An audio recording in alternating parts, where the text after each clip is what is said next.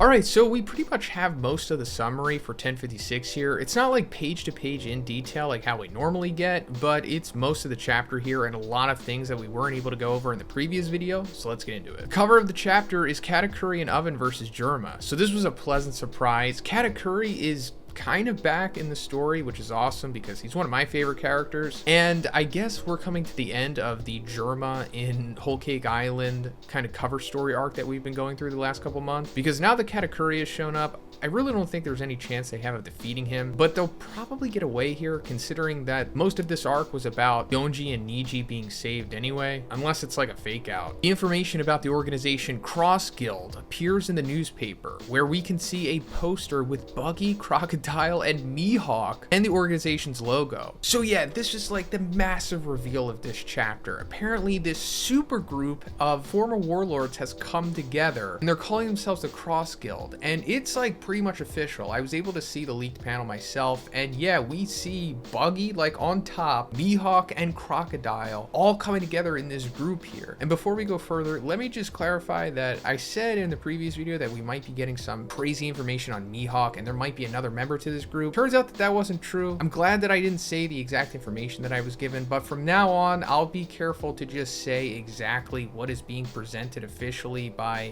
Read On or Eaten Bobby or Oro Japan or whatever. So I'm sorry if I hyped up anybody, but the current landscape of spoilers is kind of shaky at the moment because there's too many cooks in the kitchen at this point. But yeah, this apparently is the reason why the world government considers Buggy a Yonko now, because he has, I guess, Mihawk on his freaking crew, if anything. I mean, Crocodile's pretty strong and he's also one of my favorite characters as well, and I'm really glad that he's back, but I'm assuming that it's mostly for Mihawk here, and the fact that they consider Buggy to be the leader is more in part for like the comedic aspect of it, of course, right? But I think most of us expect Buggy to have some kind of like real significance to the story, which will ultimately be revealed soon, I guess. Hey, also guys, if you like my One Piece content, please subscribe if you haven't already. It's fine if you don't want to, but if you just need a reminder, here you go, thanks. Buggy puts bounties on Marines' heads. No bounties are revealed in this chapter. So unfortunately, we're not seeing the bounties that Buggy placed on the Marines' heads, but we're also not seeing the bounties of anyone else, whether it be members of the Cross Guild or even the Straw Hats. But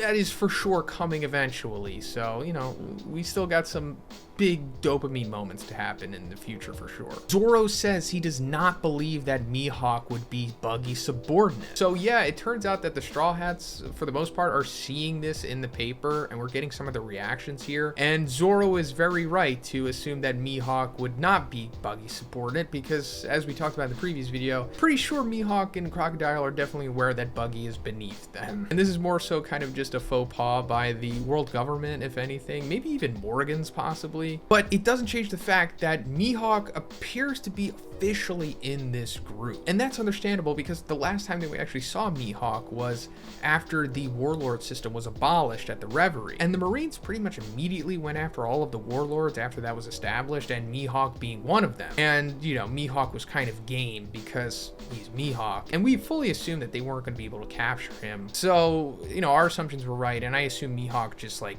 cut all of their boats in half, then somehow linked up with Crocodile and Buggy here. But I'm sure there's some other ulterior motive here. There's definitely something that we aren't privy to yet. Luffy remembers that Frankie burnt the Pluton blueprints. Robin asks Luffy if he wants Pluton, but Luffy replies that he doesn't need it. So this goes back to the big reveal we got a couple chapters back, with Pluton being underneath Wano this whole entire time. But in order to get Pluton out of Wano, you're going to have to bring the walls around it down. And this was originally shown to us by Robin talking to Sukiyaki about this after he had shown her like the secret room that he had. And also in the previous chapter, we saw that there was like another secret room beneath that Law and Robin were able to see. And this actually had the original Wano within it. But it totally makes sense that Luffy would say that he doesn't need Pluton. And also, like, Pluton seems like something that is going to wind up in the hands of a villain, if anything. And that brings us to the next big reveal here, because Caribou hears the conversation from the Straw Hat crew about Pluton.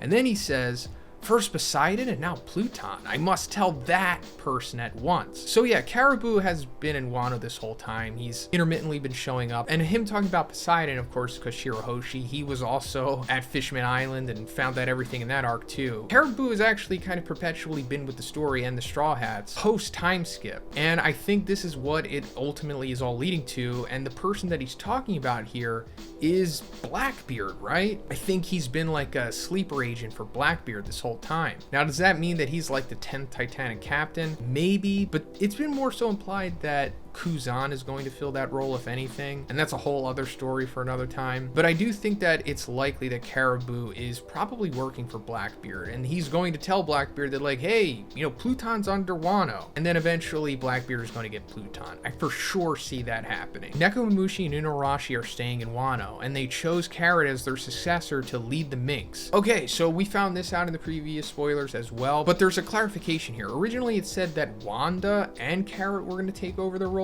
because we know that Nekomamushi and Inuarashi kind of swapped leadership during the night and the day, and we thought that Wanda and Carrot were going to fulfill those roles, but it's not saying anything about Wanda now, and it's just Carrot who's going to be a successor. And this also means that she's not joining the Straw Hats. Law gives a copy of the Poneglyph to Kid and Killer. Whoa, this is a big reveal as well. So didn't know that this was happening. And like I said, it was Law and Robin that were able to see that secret area that Sukiyaki led them to, that not only showed the original submerged Wano, but also where the road Poneglyph on Wano was located. So we can assume that, of course, Robin got a rubbing of it, and now the Straw Hats have 3 of the 4 road Poneglyphs, but now Law and Kid have their own rubbing of the Wano road Poneglyph. But other than that, I'm not really sure if Law and Kid have the other rubbings as well. Luffy, Kid, and Law are set off in different routes, like it was explained at Fishman Island. Kid leaves Wano, but it is not to go after Shanks. Kid will search for a man with a burned mark who seems to hold a hint about One Piece. Okay, so this is super interesting. Not really sure who he's talking about here. There could be plenty of characters who have a burned mark. Sabo comes to my mind, of course, but is he talking about Sabo? This could be some character that we haven't met yet, or it's a character that we have met, we just didn't necessarily know that they had a burn mark. Maybe it's Kuzan? Not really sure. Let me know in the comments who you think this is. Momonosuke and Kinemon get up and realize that Luffy and his crew are about to leave Wano. Straw Hat crew said goodbye to everyone except Momonosuke and Kinemon. Shinobu is beautiful again thanks to Aramaki's attack. Shinobu becomes Tama's mentor. Luffy promises Tama that she can become his Nakama when she can use ninjutsu. So yeah, we talked about this in the previous chapter. I guess Green Bull like sucked juice out of Shinobu or something, and now she's reverted to a similar appearance that we saw of her like 20 years ago. In the final page, we see Yamato standing at the castle roof. Yamato is about to run to where Luffy and his crew are. So I guess this is going to lead to the moment of Yamato finally asking Luffy, like, hey, can I join your crew? Because we never got that moment yet. She did tell the Straw Hats a couple chapters back that she was going to go on their journey with them or whatever, but, you know, never asked Luffy. And even Jinbei was kind of like, well, you know, when Luffy confirms it, then I'll believe it. So I guess we're gonna have that big moment. I do think for sure Yamato is going to join the crew. I think it would be odd if she didn't. But yeah, that's pretty much it for the spoilers, guys. Let me know what you think's going on with all of this stuff. A lot to talk about here. And if you liked the video, please give it a like and please subscribe if you haven't already. Have a great day. I'll see you in the next one.